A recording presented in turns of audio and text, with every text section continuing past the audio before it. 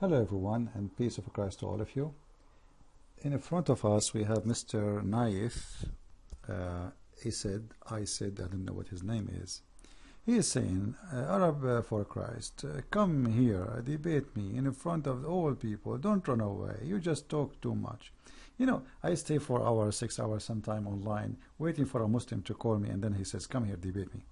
Without any point. You say Jesus created Quran talking about created from nothing, or Abraham also he gave life to the birds. If you use some verses, use it all. When you say Jesus the Father, I gave him all the authority, but you forgot that Jesus gave the authority to what? Let us see what more. To Peter. That means Peter now is your God. And number 23 does not say he is only not to lie. It says he is not a man or nor son of a man. Abdul, listen, the verse is there. Everybody can read it, and I don't want to use a bad word, but you are stupid. It says neither he is not a man who lie. What is special about the man? That he does lie. Now Jesus never lie. Same time, our God is not a man. Abdul, this is what Christianity teach. That means you are an idiot. Until now you do not know what Christianity is about. Not a single Christian believe that God is a man. The Bible from first verse in chapter 1 in John, verse number 1 and verse number 14, you can read all the way if you know how to read. It says, in the beginning it was the Word, and the Word was with God, and the Word is the God. And the Word, in verse number 14, became a flesh. Not God, not the flesh became God. So we don't worship the flesh of a man. We believe that God came to us in a form, in the likeness of a man, as it's written in the book of Acts. So he came to us in the likeness of a flesh, a sinful flesh. What does that mean? A human being is sinful. So the Messiah came to us in a form of sinful flesh, but yet he have no sin. So stop being stupid. The whole point of that verse, that God is not a man who lie. Otherwise, in the Old Testament, we know that God, he came to Abraham, and he came to him as a man. Hello? I remember when the idiot did that, he said that the Jews don't believe in what Christians believe, that God is a man, or he come in a form of a man. First of all, the Jews don't believe that God is a man. The Christians don't believe that God is a man, but they believe that can come in any form he wants. And this is what happened in Genesis 18. In Genesis 18, we see the story of Abraham, where he visited in this earth by the Lord Almighty himself. So here you see that Abraham, he was in his inhabitant, and the 3 men stood by him. And when he saw them, he ran to meet them from the tent door, and bowed himself toward the ground, and said, my Lord, if now I have found favor. So you can read the rest. So here you will find that the Lord is coming to Abraham. This is not a new, let us say, theory of God coming as a man. Christianity believe in it, the Jews don't believe in it. God came as a man before, and God is capable. Otherwise, why is God? If your God cannot come as a man, it means he is not qualified to be God, and he is not capable of doing it.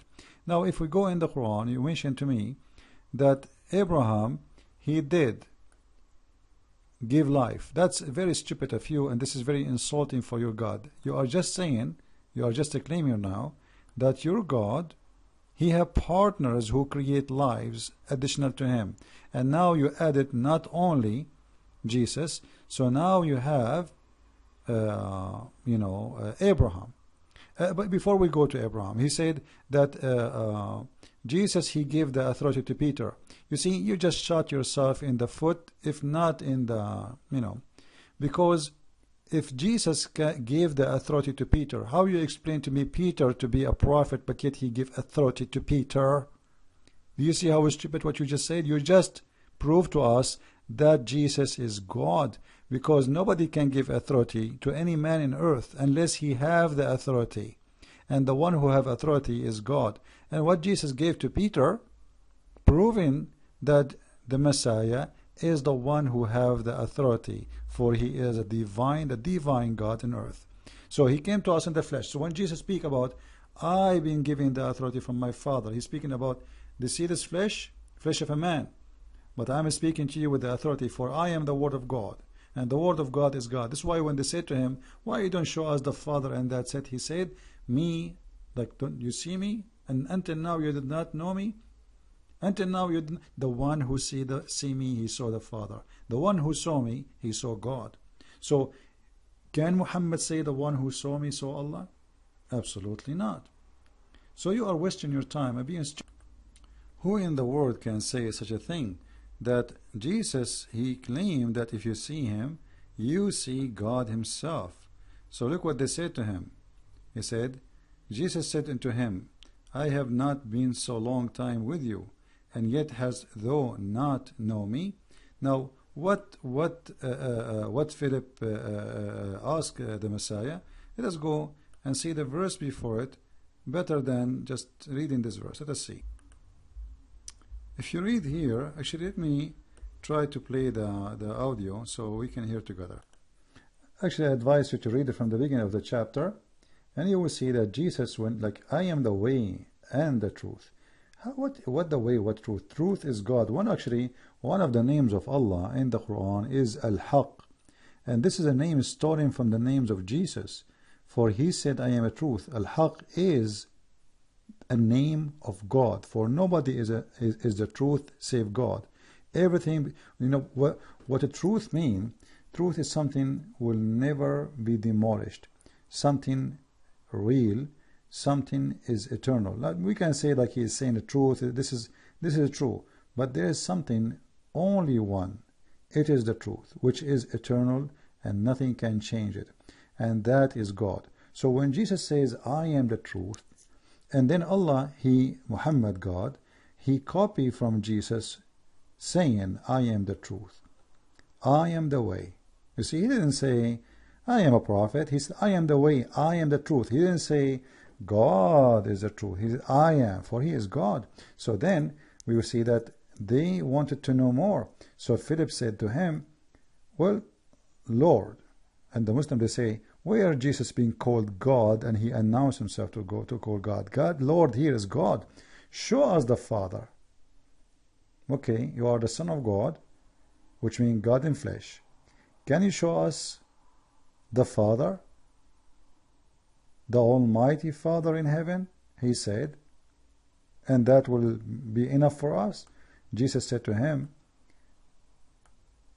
have I been so long time with you, and yet hast thou not known me, Philip? What does that mean?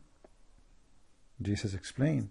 He said, he that has seen me had seen the Father.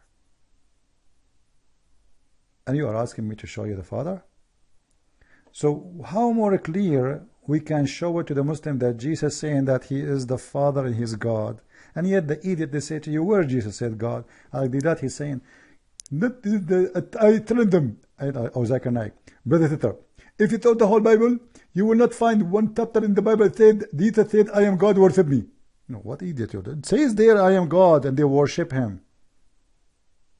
It's in the front of you. They are calling him Lord. They are bowing down for him. They worship him. There's tons of verses in the Bible speaking about people worshiping Jesus. And here he's saying the one you see him, the second you see him, you are seeing God.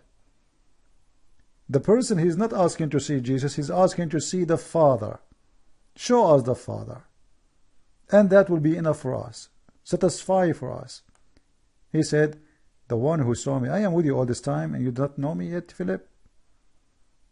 The one who saw me, he saw the Father. And then he says, believe in me. Or believe, we don't want to skip this one. Believes though not that I am in the Father and the Father in me?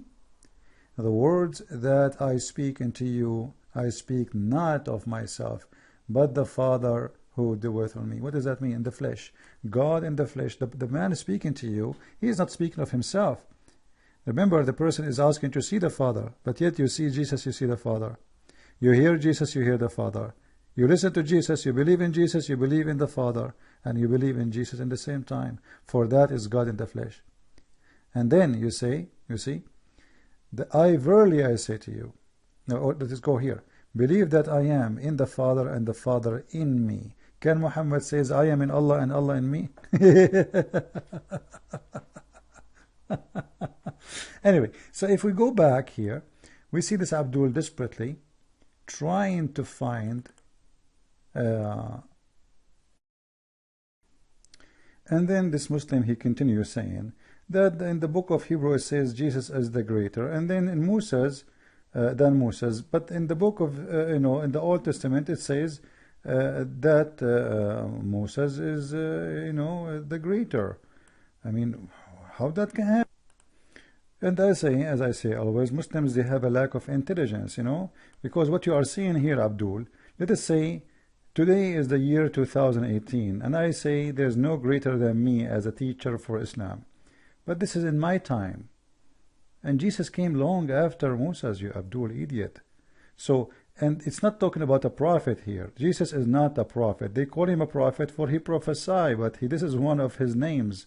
They call him Lord, they call him Master, they call him Rabbi, they call him Prophet. God is the only prophet in the world. Otherwise, all the other who call them prophets, they are just speaking what God prophesied. So the word of prophet actually fit only with God himself, not with the man. The man, he deliver the prophecy which is coming from God. So when he say he prophesy, supposedly he is not really, the word is not accurate, it's not truly accurate, because the prophecy is coming from God, not from him. It's not him who prophesy, but language is limited, and when they say someone is a prophet, it meant like the meaning including that he is speaking of God saying to him. Otherwise, if a man prophesy only from him, that is not from God and he is not a prophet. Let us say he succeed to predict something to happen, but it might be luck. It might be, this guy is so smart to the point, sometime like, okay, I can predict, okay, the economy is bad, people are angry, there's no jobs, and then we will have revolution. So I predict revolution. But this is not about really knowing the unseen. It's more of like, let us say, studying the pattern of a human nature of life. But here we are not speaking about Moses when Moses was exist in the time of Jesus. So you are missing the point because you are Abdul. If the book says, let us say not Moses, anyone, let us say in the time of Elijah, says Elijah is the greatest prophet. And then there's a verse says Moses was the greatest prophet. And then a verse says Ezekiel is a great. Every prophet is speaking about him in his time. All right. Same time, if it says there's no greater until now than Moses, then now greater until now, not after Moses. So don't be stupid and don't be fool. Like, did you ask even yourself, who is the one who wrote this book? You don't even know, right? Yeah, you're Abdul. So you are comparing between two things, they have no connection with them. Now, you said that Jesus, he did not abolish the law, and he said, I did not come to abolish the law, and that means that Moses is higher than him. That is a very stupid statement from you, because this is not the law of Moses. You see, when we say the law of Moses, that because Moses is the one who been delivered the law, but this is not his law. This is the law of God. Moses has nothing to do with it, unless it is Moses' law, which means something Moses said to his people to do. So it says here, think not that I came to destroy the law. Which law? This is not the law of Moses, this is the law of God, which means his own law. Or the prophet, which means what the prophet taught you before me. I am not come to destroy, but to fulfill, which means there's nothing to be destroyed, but something to make it perfect. For verily I say unto you, till heaven and earth pass, one just or one title shall not wise pass from the law, till to be all to be fulfilled. Now here you will see Jesus is speaking about the law, which is his law, not the law of the prophet. The prophets are his servants. And then he says, read with me carefully. For I say to you that except your righteous shall exceed righteous of the scribe, the Pharisees, etc. And then he says, you have heard that it was said of them of all time, this is the law been delivered to you before, that shall not kill. So what the law? You shall not kill. And whoever shall kill shall be in danger of judgment, which means he will be killed for killing. But I say to you, do you see the word but? But here, it is the authority of Jesus. So now he is fulfilling the law. The law is given to you for a certain time for a reason, but I perfect the law for you. But I say unto you, now hold on. Here, this is the law. Well, what is the additional? The additional is Jesus fulfilling the law. He is making it perfect. But I say to you, that whoever is angry with his brother without the cause shall be in danger of judgment. And whoever shall say to his brother Raka shall be in danger of cancel. But whoever shall say, thou fool, shall be in danger of hellfire. That is Jesus, the God, speaking. So you are saying to me that Jesus did not destroy the law of Moses. That's because you are ignorant. For Jesus is the law. The law of Moses is the law of the Messiah, not the law of Moses. Moses is just a man deliverer. And this is why he says, it been said to you, but I say to you. So is he here now destroying? No, he's making complete. Same as the stoning, same as divorce. So like as an example, the Jews are allowed to divorce, and they used to divorce, and even the same as Muslims, they abuse women. They marry them for a certain time, they get older, they go and marry a brand new wife, the same as the Muslims do. So Jesus, he said, it been said to you, it been said to you. Go and search in the Bible, it's about it been said to you, but I say to you. Who is he to say, but I say to you? For he is the lawmaker, and Moses is just his servant. Who is the one giving the authority for the Messiah to complete the law, to fulfill the law, and even to change what is they used to do, the habits, the way to practice the law? As an example, the Sabbath. The one who breaks the Sabbath should be killed. The Messiah said to them, the Sabbath was made for the man, not the man was made for the Sabbath. But he did not break the Sabbath really. He just made them understand that they are ignorant and they do not understand what the Sabbath is about. So you are speaking of something you have no idea. Jesus is not obeying the law of Moses. It is Moses obeying the law of Jesus. Jesus is not obeying the law of the Jews. Jesus is showing us that he is the best example to follow the law that's which he made. So when, imagine we have a president, he make a law, but he is the one says, okay, nobody can cross the light when it's red. But him and his family, they cross the light when it's red. That is the worst example. And that's what Muhammad, he said to them, don't approach your wives when they have their period, but yet the idiot, he was sleeping with them when they have their period. And we can give you tons of examples. So Jesus here is the lawmaker, and this is why he's saying here, but I say unto you. The Jews will say, who are you to say that to us? We have the law already. Who are you? What do you mean? And that continue all over the Bible about Jesus saying, I say to you, I say to you, but I say to you. Hear with me. You have heard that was said to them of all time, that shall not commit adultery. Okay, so what the law? Don't commit adultery. But I say to you, that whoever looked at a woman to lust after her had committed adultery with her already in his heart. So here the law. So what is the need of this? For this is the law too. The law of the maker of the law is now more perfect. It was given them for a certain time, and now it is time to fulfill, for the Messiah is between us. So all of this, and you are saying to me that Messiah is not higher than Moses. Who is Moses? Moses is no one compared to the Messiah. And you can keep reading all the chapter in front of us. You will see all of it. It says, it been said to you, but I say to you. It has been said, whoever shall put away his wife, let him give her a writing or of divorce. That's it. This is the law. So when people, they practice this, they are not breaking the law. They have the right to divorce. Look what Jesus said. But I say unto you, that whoever shall put away his wife, saving for the cause of fornication, causes her to commit adultery. So this is a new vision of the law, and this is a new, let us say, a high quality forward for people to live with, high standard, let us say. So Jesus here, when he speaks about fulfilling the law, this is his law, not the law of Moses. And you can read, keep reading with me, saying, Jesus saying, but I say to you, but I say to you. But obviously, it doesn't matter, you Muslims, how much I say to you, you will stay, as they say in China. He left as a donkey, he never came back as a horse.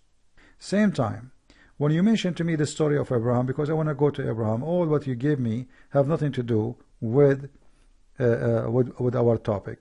You said Abraham, he gave life. And I'm so glad that you mentioned this, because this is showing me that you Muslims are pagan and you believe that there's many can give life. Look at this. This is your words, not my words. Abraham also, he gave a life to the birds. Be my witness, everybody. Abdul Muslim believed that Abraham gave lives. So now he said, and look with me here, he said also. I hope you can see that with me. He didn't say Abraham gave life only, he said also. What also mean? It means Jesus and Abraham, which means count with me. So how many now we have according to you give life? Abraham, and also here replacing Jesus. Plus who? Plus Allah.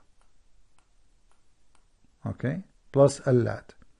Alright, so now Allah and Abraham and Jesus, they give life. So why you call Allah the creator? That's very stupid of you to say. Same time, if we go to the chapter, I ask you, where you get this from? And I know actually what you will quote for me, but I wanted you to say it so we can make fun of the stupidity of Islam. If we go here, we will find the following. He go down, you will see, I ask him, there is no such a verse in the Quran. Give me the verse, I'm waiting for you. Here we go. I said to him, false. Nowhere in the Quran it says Abraham gave life. You better show me the verses so we can laugh at what you said. I'm waiting. And I know exactly what he will quote for me. And this is why I wanted him to post it for us. So thankful for him, he did. He not his state to be beaten. Arab for Christ. Okay.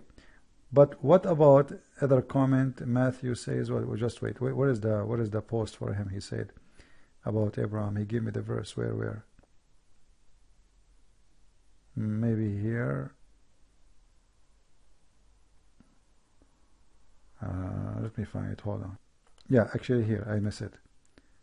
I jumped over it by mistake. The Arabian Prophet, Surah Al-Baqarah 2, verse number 260. You see, you are posting for me a translation. I'm going to read your translation.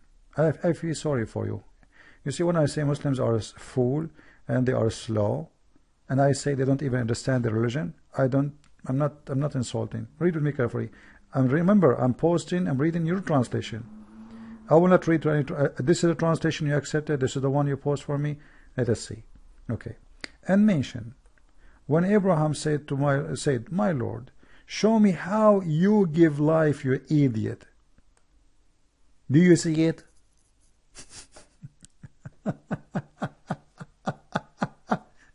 So how you say to me, also Abraham gave life? I mean, who is the dumb here? You Muslims, you are. What's wrong with you? Stop drinking camel urine. Abraham also, he gave life. But the verse you gave me, it says, Abraham said to Allah, Lord, show me how you can give life. And the story is very funny. Allah said to him, okay, go and get the 4 chicken. Four chicken? Why 4 chicken? I mean, can't you make it a 3 chicken? Why 4? Isn't it enough to make 1 chicken come back to life? Why 4? Honestly, I want any Abdul to explain to us why 4 chicken. So he said to him, my Lord, show me how you give life to the dead. Allah said, have you not believed? What a conversation, man. Allah, obviously Abraham don't believe. So he said, yes, I believe, but I ask that my heart may be satisfied. What? That's obviously you don't believe. You are testing God. You are telling him, prove to me that you are God. How? By making a foreign chicken alive. And look now what Allah said to him, the smart Allah. Okay, Allah. Okay, Abraham. Abraham, go and get 4 chicken. Be sure they are roosters. By the way, they are roosters, not chickens. So Allah said, take 4 birds, 4 chicken, and cut them, slaughter them, and put them in the top of 4 hills. How you can find 4 hills, man? I mean, why I need to put them in hills? Can't I put them around me? Can I put them in a dish, 4 of them? I mean, what the point of 4 hills? What does that mean? Stupid story. They will come flying to you in haste. So go and then call them. Don't forget to call them. He will say to you, see, he called them. Still, it is Allah. He gave the life according to the verse. The verse we speak about Jesus, Abdul, it was Jesus saying, I, not Allah. I. Do you understand? I forgot you are a Muslim. You understand nothing, you hear nothing, you know nothing. Let us move this thing here so people can read with us. Okay, so let us see how many I there is. I fashioned to you out of the clean likeness of a bird, and I breathe into the bird, and make it a bird. Who is the one doing that? Jesus. I.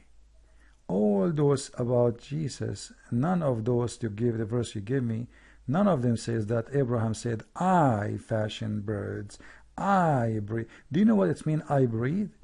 It means I create life. From the breath of Jesus, life is coming into this bird.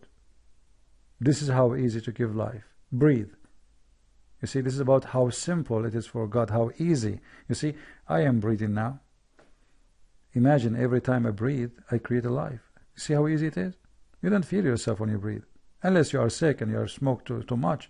So it's very easy. And this is how it is for Jesus. Where in the verse you gave me that Abraham, he breathed and he gave life? It says Allah, he gave life. Stop being stupid.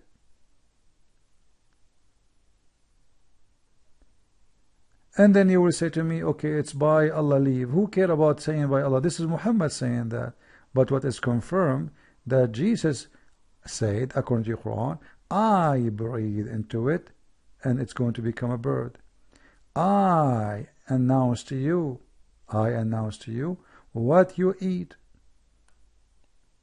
When they asked Muhammad about the future, he said, if I know the future, I will get the best of it for myself. Jesus, he knew even what you hide. He know the unseen. You see, this is not about prophecy no more.